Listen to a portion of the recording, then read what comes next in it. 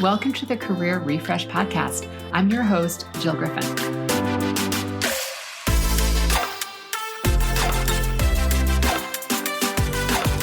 I'm a former media and marketing executive turned career strategist and executive coach. I spent my career working my way up and through the ranks of global organizations and startups, and today I show others how to do the same. Join me each week as we discuss the strategies and actionable steps to leverage your strengths, increase your confidence, and develop your career well-being. Ready? Let's do it.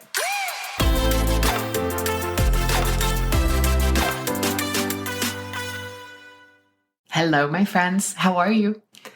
I'm recording this episode in mid-June, and I wanted to share some really good news of what just happened this week. I'm thrilled to tell you that I was on Adam Grant's Work Life podcast, which is by the TED Collective. Adam interviewed me on his podcast. It dropped just this past week. And if you're not familiar, Adam is an organizational psychologist, and his whole thing is that he takes you into the minds of some of the world's most unusual professionals to discover key ways to working better and having that work life. In this episode, we talked about my brain injury, how it led to my vestibular disorder, and how ultimately led me to being fired because of my disability. The response has been profound and cathartic.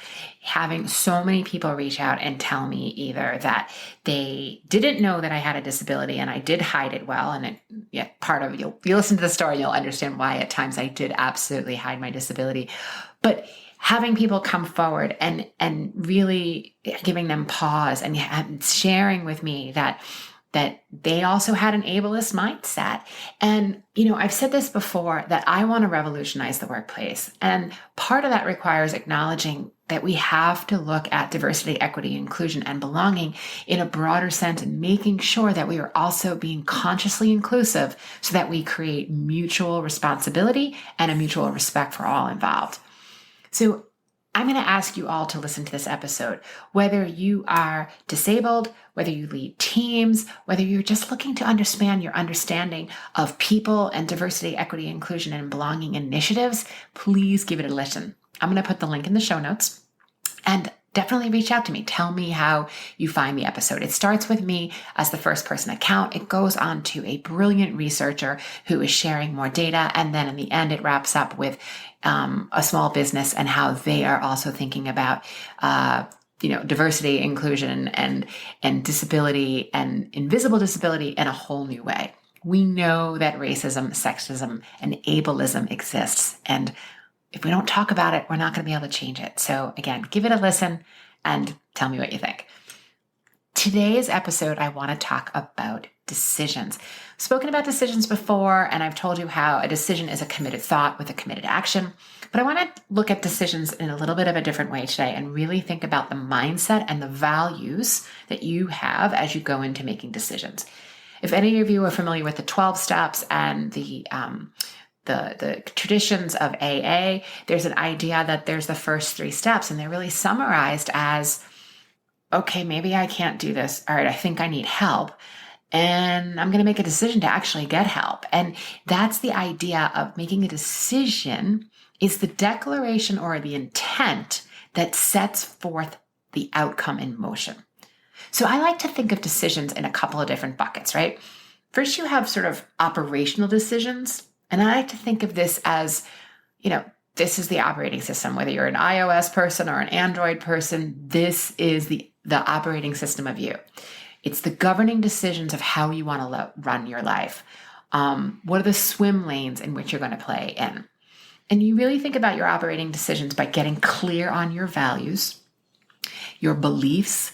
What are your thoughts about work? What are your thoughts about your strengths? How you're going to show up? How you're going to really build a foundation and getting clear in those decisions. Because the operating decisions, it's really the choosing who you want to be at your core or what you're working for. There's a very coachy expression about future self. And I often think that, if my future self wants to accomplish something, maybe it shouldn't be binging on Netflix every night. Nothing against Netflix, definitely love it. But in order for me to accomplish something, I have to think about my future self. My future self wouldn't be binging on Netflix every night, right? So you're thinking about what are the core decisions that you are making for yourself and how you want to run your life.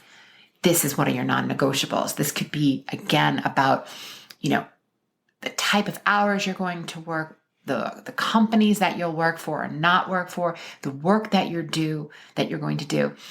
Operational decisions don't change that often. And it doesn't mean that we always follow them either. It's something that we're striving for because we can obviously be in violation of our own operational decisions. But when we're thinking about operational decisions, a really good question to ask yourself is, what is it that I need to know? And is there anything that I'm pretending not to know?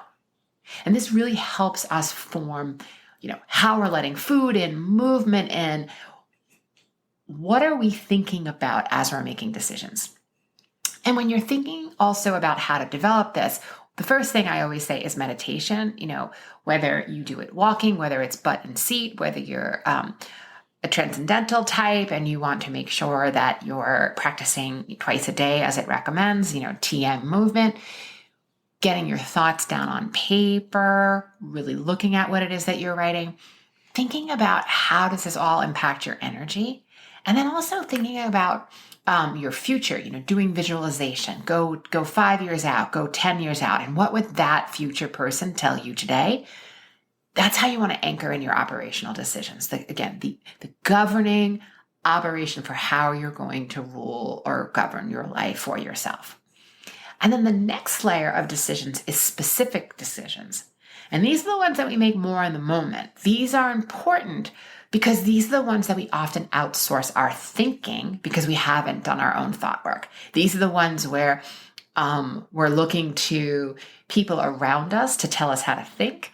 We're also thinking, it's just easier if I ask you the question versus pause and start to figure it out myself. Those are the specific decisions that can really sway based on who's around us if we're not clear in our operational decisions. So one of the ways you want to think about specific decisions and getting clear with yourself what works is, again, doing thought work. This is putting pen to paper, really writing down what are the thoughts that are bubbling around in there. Some people look at it as a journaling. I kind of, try to keep it to a tight paragraph where I'm able to just sort of write the sentences that are floating around in my head. Another way that you can get clear in sort of the specific decisions in front of you is to think about the 5, 4, 3, 2, 1. What are the 5 things I see? What are the 4 things I hear? What are the 3 things I can touch? What are 2 things I can smell? What's 1 thing I can taste? And it's just a way of really taking a pause when you're running around about your day and coming back to yourself so that you can check in sort of with your internal GPS. Check in and breathe. Another way is thinking to yourself, well, how important is this decision going to be in 2 hours, 2 days, 2 weeks, 2 years? That can also help you make that specific decision.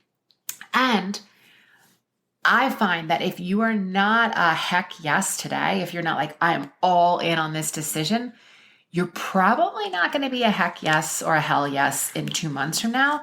So are you saying yes to something? And then if you're crunched for time, does it suddenly feel stressful? So one of the ways to think about it is if you're a yes today, you'll be a yes in the future. If you're like, I can't handle it today, you probably should say no. If you're making that decision, it's probably not the right time for you. And then, is this a decision for you? Is this a decision about pleasing someone else around you? And listen, there is nothing wrong with thinking about pleasing. An example I often give is if you're coming into the airport and you're landing at midnight and it's raining, I don't want you to have to deal with public transportation. I don't want you to be cold. I don't want you to get into a car with a driver late at night. So I don't want to necessarily get out of bed at midnight to go, because I go to bed very early. I don't want to get out of bed at midnight to go pick you up.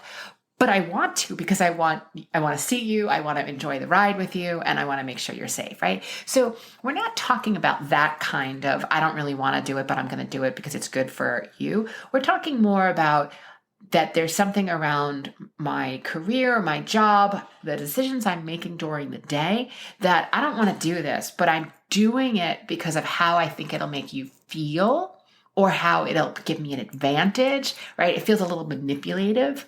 That's the kind of decision we're talking about. So is this decision about pleasing someone? Are you going to be resentful in a few weeks? Are you going to be a heat-seeking missile of resentment because you said yes? Also be thinking about that. And then when you're saying yes, does something feel out of alignment or that you're not having agency with yourself? You're saying yes because you don't want to, but you feel guilty or you feel bad. Another way I want you to think about is this the number one priority to you? Or do you want to continue to renegotiate the decision? If you think it's number one and you keep renegotiating this decision and keep thinking this decision is a top priority, but maybe I should do it, maybe I shouldn't do it, should it look like this, should it look like that, I'm going to say you're probably in decision fatigue and you can't think clearly. So you want to find a way again to take a breather, to connecting with yourself, because you don't want to be making that decision from stress, anger, worry, because that's going to show up in the results you're creating. As you're taking action, making a decision and you're stressed, you're angered, or worried, that's absolutely going to show up and feel heavy through your results. And then there's another lens that I like to think about decisions. And one of my mentors calls it scientist, monk, and artist. And I'm sort of drafting off her framework a bit. She doesn't exactly use it in this way. She uses it for something else. But it's a framework that when you're making a decision, what would the scientist inside you do? What questions would they ask? What data would they want? How could they get curious? And how could they be objective and non-judgmental? So checking in with that scientist. And then you want to think about, well, what would the creative or the artist inside of you do? What questions would that person ask? And how might they tap into their genius and find a creative solution? And then lastly, thinking about your inner monk or your inner Buddha, what would that person inside you do? So if you were making a decision, how would it look if you got real quiet, tapped into your inner self and thought through the answer instead of always consulting your usual suspects? So it's the scientist, the artist, and the monk. What would those people be saying to you? And again, I'm borrowing and riffing off of one of my mentors who talks about that, but I find it's a really genius approach for thinking about decision makings. And look, I don't believe in wrong decisions. I think a decision is just one less way. Making a decision, if it doesn't work, it's just one less way it will work. I can always make another decision. I can always pivot. But whenever you make decisions, it's important to really think about the story that you're telling yourself. And what is that story? How do you want to think about it? How do you want to frame it? You making a decision, how are you going to have your own back as you're actually executing on that decision, as people start giving you their opinions on that decision? So really think through, what is the story you want to tell yourself? Telling yourself things like, you know what, I trust myself. I'm really excited about this new experience or this new opportunity and what it might bring. You increase your confidence by making more decisions. So get out there and think about, what is it that you want? Make those decisions, get into action. And most of all, let me know how it goes for you. Okay, friends, I appreciate you so much, and I'll see you next time.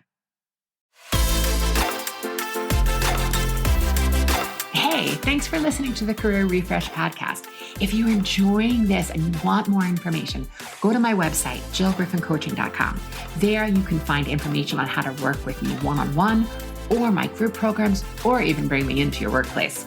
I'll put the link to my website in the show notes. But hey, listen, before you go, do me a favor, rate and review this podcast, because it definitely helps me get the word out to people everywhere so that they can also thrive in the workplace. All right, friends, I appreciate you. I'll see you soon.